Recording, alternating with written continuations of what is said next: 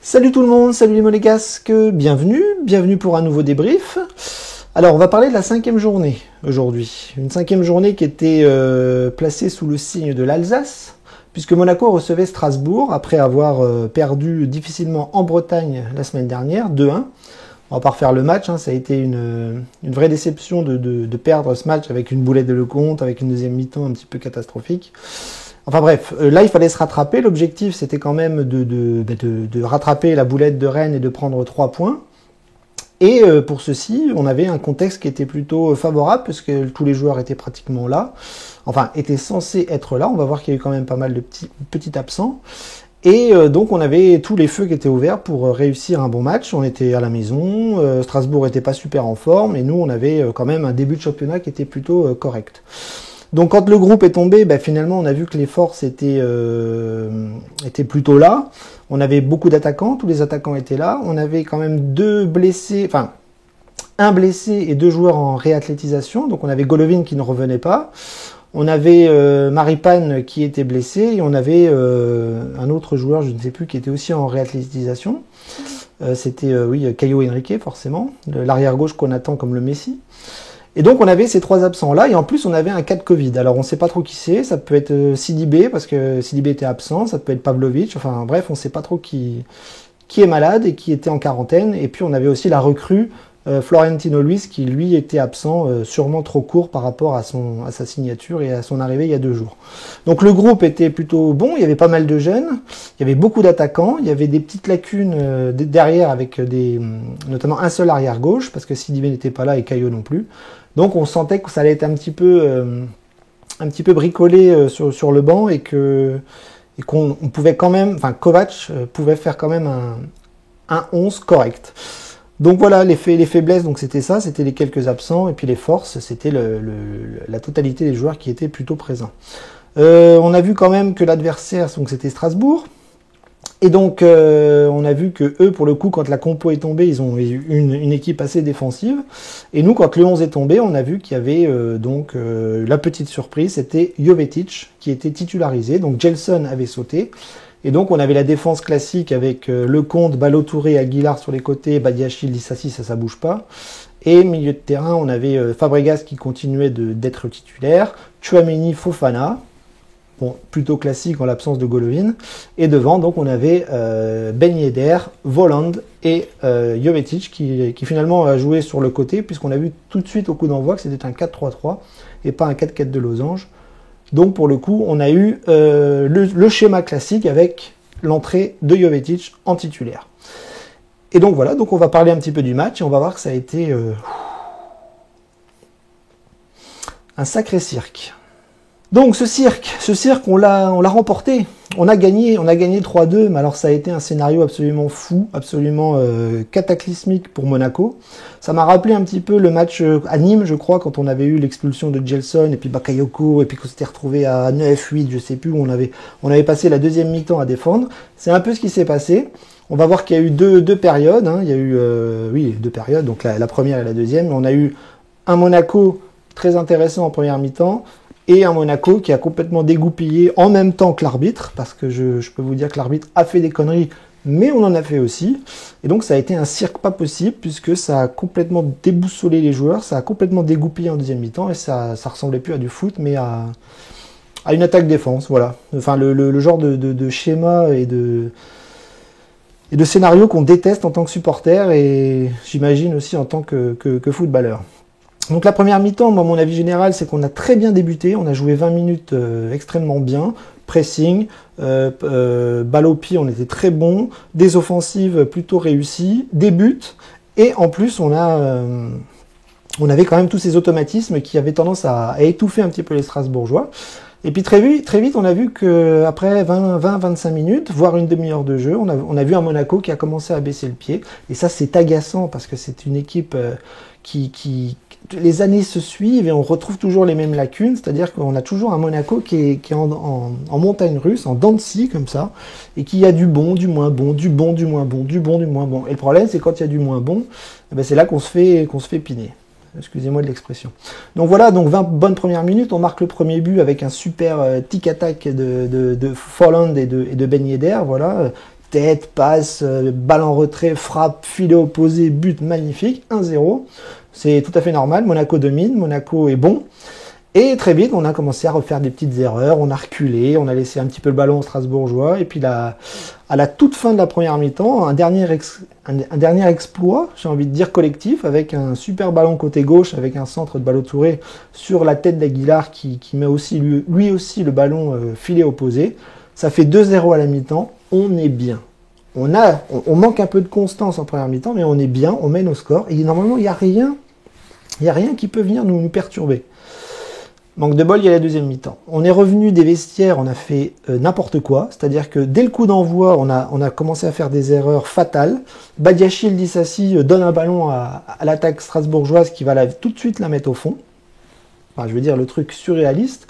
On est quand même bien, on mène 2-0, et dès le coup d'envoi de la deuxième mi-temps, on donne le ballon à l'adversaire, il marque un but, et on se fout dans la merde tout seul. Donc on s'est fait peur. On n'est pas surpris parce que Badiachil, c'est quand même plusieurs boulettes par... Il est très bon, hein, Badiachil, mais il est jeune, il fait encore plein de boulettes.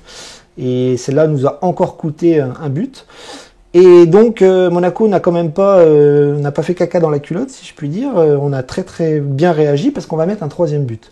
Encore une super combinaison Folland-Ben Yedder.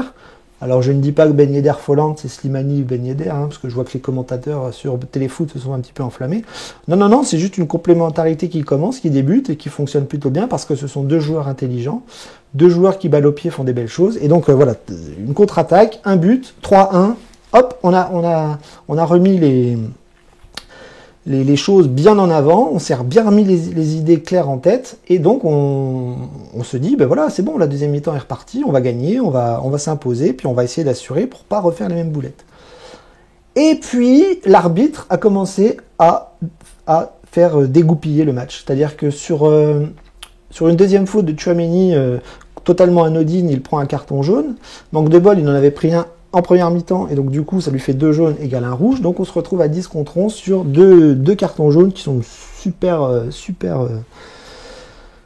Je sais pas comment l'arbitre peut mettre des cartons là-dessus, on a encore eu la preuve que l'arbitrage français est affligeant, et donc on se retrouve à 10 contre 11, et là ben, c'est comme la boulette de Badiachil sur le premier but, c'est-à-dire que se retrouvant à 10, on va souffrir. On peut le faire, on peut gagner à 10 contre 11, mais on sait qu'on va souffrir. Et je pense que là, dans les têtes, ça a commencé à vriller un petit peu. Et là, en deuxième mi-temps, on fait l'erreur fatale, c'est-à-dire que Dissassi pète totalement les plombs sur une erreur défensive, en tirant le maillot, en poussant, je sais plus, enfin, ça a été un petit peu n'importe quoi. Donc, penalty pour Strasbourg. On est à 10 contre 11, et là, l'arbitre sort le rouge. C'est pour moi extrêmement sévère. Les 2 jaunes de Tchouaméni sont sévères. Le rouge, alors Dissassi fait une connerie, hein. Il a fait une grosse erreur. Il n'a pas à faire faute, il n'a pas à pousser, il n'a pas à tirer, il n'a pas à mettre le bras derrière. Il y a faute si on veut.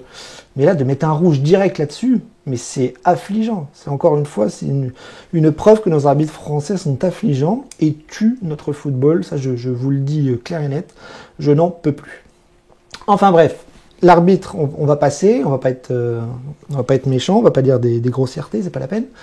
On va se concentrer sur Monaco. Donc Monaco se retrouve à 9 contre 11. Donc là, il reste une demi-heure de jeu, 25 minutes, quelque chose comme ça. Et c'est énorme, c'est énorme.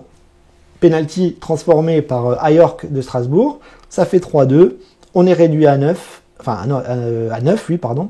Et donc du coup, là, c'est l'attaque défense qui se met en place, et on a quand même 25 minutes, 30 minutes, je sais plus, on a défendu, et on l'a fait bien, et on a tellement bien défendu, les Strasbourgeois n'ont pas très bien attaqué non plus, mais on a très bien défendu, on l'a gagné au courage, au mental, au cojones, si je puis dire, et on a réussi à remporter 3 points. Donc c'est extrêmement important de gagner ce genre de match. L'aspect technique, l'aspect tactique, les prestations individuelles, tout ce qu'a montré Monaco, on voit qu'il y a encore beaucoup de travail parce que on fait du bon, du moins bon, du bon, du moins bon, du bon, du moins bon, et on fait des conneries. Et donc en faisant des conneries, on se met en difficulté. Et je pense qu'il y a quelques années, ce match on l'aurait perdu. Mais là on l'a gagné, c'est formidable, on a 3 points. On a eu des cartons rouges, on a fait des erreurs défensives, certes. Kovac va travailler ça, j'imagine, enfin j'espère. Parce que là, on va arriver à notre 6e journée et il y a encore beaucoup de lacunes et je trouve que c'est un petit peu embêtant et un petit peu inquiétant parfois. Mais voilà, on voit que le Monaco a les qualités et qu'on peut, au mental en tout cas, aller chercher des victoires importantes comme cet après-midi. Donc voilà, le scénario, c'est ça. C'est Monaco qui se sabre tout seul, l'arbitre qui nous met des quenelles tous les week-ends. Et donc tous ces ingrédients-là ont fait qu'on a complètement dégoupillé, mais qu'on a gagné. On a gagné, et ça c'est formidable parce que c'est vraiment le genre de victoire qui soude un groupe et qui fait beaucoup de bien à tout le monde, au club, aux joueurs, aux supporters et à l'ensemble des amoureux de l'AS Monaco. Alors si on analyse un petit peu les prestations individuelles, ça a été intéressant, même si le match a duré qu'1 heure en fait, parce qu'en deuxième mi-temps, j'ai même pas envie d'analyser, puisque tout le monde était défenseur, et tout le monde l'a bien fait. Donc même Folland, même le petit Diop qui est rentré, etc. Tout le monde a défendu, et ça a été extrêmement intéressant à ce niveau-là. En tout cas, si on reprend un petit peu ligne par ligne, on va voir que la première mi-temps a été intéressante sur pas mal d'aspects. On a vu un Lecomte qui prend 2 buts, il peut pas faire grand-chose. Il n'a pas fait de conneries là ce soir, cet après-midi, pardon. Et ça, c'est bien. Quand il fait pas de bêtises, autant le dire. Quand il en fait, on le dit aussi. Mais là, sur les 2 buts, il peut pas faire grand-chose. Donc, je vais pas m'attarder sur le compte. La défense, on a vu que Aguilar a été exceptionnel. Voilà, je vais pas tenir des heures sur Aguilar. Aguilar est très bon depuis le début. Aguilar est constant et Aguilar fait quasiment tout sur le terrain. Il fait tout sur le couloir droit. Il est exceptionnel. J'espère vraiment que Didier Deschamps va le regarder. Côté gauche, Ballo Touré, moi j'ai beaucoup de mal. C'est vraiment, si on compare Ballo Touré et Aguilar qui ont le même poste, on voit qu'il y en a un qui est au-dessus et un qui est en dessous. J'espère vraiment que Caio Henrique vaudra le coup. Mais Ballo Touré a essayé Alors, offensivement, il a été intéressant parce qu'il a amené un but. Mais derrière, moi, il me fait toujours un petit peu peur. Je trouve qu'il prend beaucoup moins son couloir qu'Aguilar. On dirait qu'il a peur. Ou alors, il a des consignes de rester lui un peu plus derrière. Alors qu'Aguilar, lui, il monte, il descend, il monte, il descend, il monte, il descend. Et Ballo Touré, c'est pas du tout la même comment je dirais, endurance. En tout cas, au niveau d'un match. Et donc, voilà. Donc, Ballo Touré un petit peu en dessous et Aguilar forcément au-dessus. Et la défense centrale. La défense centrale qui est bonne d'habitude et qui, quand ils font des boulettes, sont extrêmement violentes et extrêmement dures pour l'équipe. Parce que ce soir, on a vu que Badiachil fait une erreur magistrale et il nous coûte un but. Il relance Strasbourg. Sans conséquence, certes, parce qu'on marque le 3e derrière. Et puis Dissassi qui est excellent et qui ce soir a fait n'importe quoi sur des erreurs défensives et qui a fait une faute dans la surface. Donc on voit bien que cette défense centrale n'est pas encore au top, elle n'est pas encore dans son rythme de croisière et encore beaucoup de travail, en sachant que on a vu aussi des qualités à d'autres moments. Donc il faut travailler et il faut vraiment être concentré et arrêter les erreurs. Surtout pour Badiachil qui est jeune et qui devrait commencer à arrêter d'en faire. Voilà, donc défensivement, beaucoup de travail encore. Milieu de terrain, on avait quand même les classiques. Fofana, Fabregas et Tchouaméni. Fabregas qui est plutôt pas mal en ce moment et qui continue de briller au poste de numéro 6. Alors je ne sais pas si on va reprendre un 6. Enfin si, on en a pris un de 6. Florentino Luis. Je pense pas qu'on en prendra un deuxième. Ça ferait 3. Mais Fabregas c'est bien, Florentino Luis, j'espère qu'il va apporter aussi beaucoup d'impact et beaucoup de fraîcheur à ce poste-là quand on en aura besoin. Mais Fabregas tient plutôt la baraque en ce moment et c'est à signaler. Tchouaméni, il a pris 2 jaunes et donc un rouge, c'est difficile d'analyser son match même s'il était plutôt pas mal en première mi-temps. Voilà, toujours dans le même rôle de 8 où il essaye de combiner avec son côté droit, avec les attaquants, avec la défense, faire les transitions comme il peut. Mais voilà, il fait des fautes bêtes, il fait des fautes qui sont... Enfin, des fautes bêtes, c'est de mettre un carton jaune sur ce type de faute-là qui est bête. Mais lui aussi, un peu comme Badiachil, il est jeune, il a besoin d'être plus constant, d'être plus sérieux et d'être moins... d'être moins maladroit. Fofana, lui, ça a été aussi un peu compliqué. J'ai trouvé qu'il a été... En première mi-temps, je l'ai trouvé un peu lent, un petit peu à l'arrêt, un petit peu fatigué, je sais pas, et je trouvais que ça manquait un peu de rythme et du coup, ça lui a fait faire 2-3 erreurs, même s'il a quand même amené pas mal d'offensives et qu'il a récupéré pas mal de ballons. Mais j'ai trouvé que ce milieu de terrain était un petit peu inconstant, un peu comme dans notre défense, par moment. Voilà, sur les phases offensives, au début de match, c'était pas mal.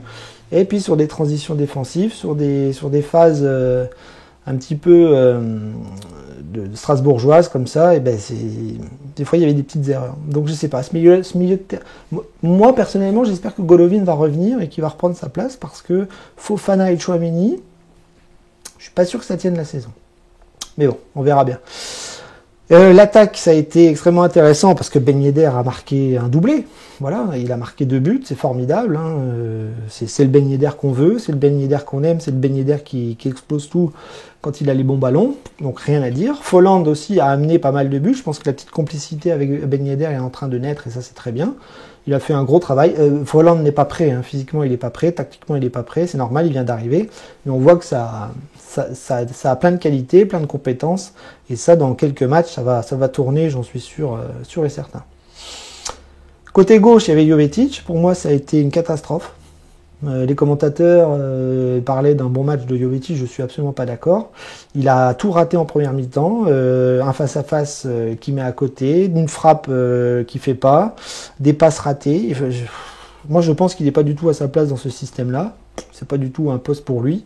Et donc, du coup, ça l'a handicapé et j'ai trouvé qu'il a pas été bon en première mi-temps. Voilà, deuxième mi-temps, il a fait ce qu'il a pu, il est sorti de toute façon, parce qu'après s'être retrouvé à 9, on a fait rentrer tous les défenseurs, on a fait rentrer tous les jeunes, on s'est dit hop, tous derrière et plus d'attaquants. Mais Jovetic, ça n'a pas été bon. Donc voilà, donc je tire mon chapeau aussi aux remplaçants qui sont rentrés en deuxième mi-temps, Biancon, Diop, Matsima, tous les mecs qui sont rentrés pour défendre comme des chiens, ils nous ont amené la victoire dans un contexte extrêmement clownesque. C'était vraiment arbitré par un clown cet après-midi. Et donc le match, ça s'est vite transformé en cirque Pinder et on a quand même réussi à s'en sortir. Et ça, c'est formidable parce que voilà, prendre 3 points avec un scénario pareil, moi, je suis très, très, très heureux. Voilà. Et puis, coup de chapeau à Aguilar qui, pour moi, est l'homme du match. Eh ben, le bilan, il est très bon. Il est très bon d'un point de vue comptable. On a 10 points sur 15. On est en haut du classement. On est quasiment presque sur le podium. Alors, c'est pas fameux dans le jeu, c'est clair, il y a plein de travail à faire, il y a beaucoup d'ajustements à trouver, je pense que Kovac a beaucoup de taf, et j'espère vraiment que ça va s'améliorer au fil des matchs, parce que quand la constance sera trouvée, on aura un Monaco très intéressant, et qui va sûrement essayer de grappiller une place européenne, et c'est notre objectif, c'est ce qu'on veut, et ça, il faut que ça arrive au bout. Voilà, on n'a fait que 5 matchs, c'est le début, les points sont là, les victoires sont là, l'état d'esprit est là, et puis les erreurs, on va essayer de les gommer, je l'espère. Donc voilà, le bilan est très bon, le bilan de cet après-midi est excellent parce qu'on gagne. Et la semaine prochaine, il faut aller faire la même chose à Brest. Parce que dimanche prochain, même heure, on va à Brest et j'ose espérer que c'est un match à notre portée. Alors je ne sais pas avec quels joueurs on va y aller, parce qu'entre les blessés, les réathlétisations, les Covid, le mercato qui n'est pas fini, parce que ça va être sympa la semaine prochaine aussi. J'espère qu'on va avoir une charrette de une dizaine de joueurs qu'on va dégager. Et donc je ne sais pas trop avec quelle équipe on va aller à Brest la semaine prochaine, mais il faudra être costaud, un petit peu comme à Rennes. Il faudra faire 2 fois la première mi-temps de Rennes, et je pense que ça ira, et qu'on arrivera à choper 3 points là-bas. Voilà, donc le bilan est bon, le moral est bon, les points sont bons, et donc voilà, on va pas être bégueule et on va apprécier l'actualité de l'AS Monaco parce que globalement on est bien et ça fait un bien fou. Ça fait 2 ans que je débriefe des défaites et là ça me fait plaisir de débriefer des victoires. Dag et Monégo, à la semaine prochaine et on se tient au jus pour le mercato qui cette semaine va être dantesque au niveau des départs, enfin je l'espère.